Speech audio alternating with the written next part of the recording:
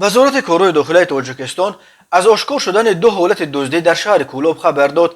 از جمله به شعبه وزارت کارهای داخلی کولوب با عریضه مرد 38 ساله ساکن شهر مذکور مراجعت نموده است که شب 25 و 26 مارس سال 2022 تخمینا ساعت 01:30 شخصان نامعلوم با راه پنهانی به خانه استقامتیش در آمده از آنجا مال و اشیاهای روزگار را دزدیده از جای حادثه غیب زدند. ضرر رسانیده شده 10,000 سامانی را تشکیل می‌دهد. هنگام گذرانیدن چاره‌بینی‌های اپراتیوی جستجویی از جانب کارمندان میلیسیا، جوان 27 ساله ساکن همین شهر که پیش با ماده 252 قسم 2 کودکس جنایتی جمهوری تاجیکستان سود شده است، همچون گمانبر در صادر نمودن جنایت دزدی دستگیر کرده شد. دلیل‌های شایع گرفته شد. همزمان به شعبه وزارت کارهای داخلی در شهر کولوب با عریضه زن 34 ساله ساکن همین شهر مراجعت نموده است که ماه ایول سال 2021 تخمینا ساعت 23:03 شخصان نامعلوم با راه پنهانی به خانه استقامتیش در آمده از داخل جزدان یک عدد گردنبند طلایی را دزدیده از جای حادثه غیب زده است. ضرر رسانیده شده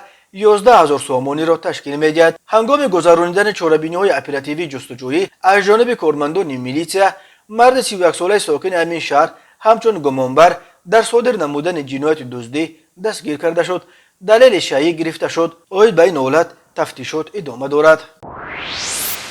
مرکز مطبوعات ریاست وزارت کارهای داخلی دوشنبه روز 28 مارس خبر داد که بر اساس یک ویدیوی در اینترنت نشر شده دو برادر را برای سمسود یعنی خودسرانه جزا دادن یک راننده جزا دادند.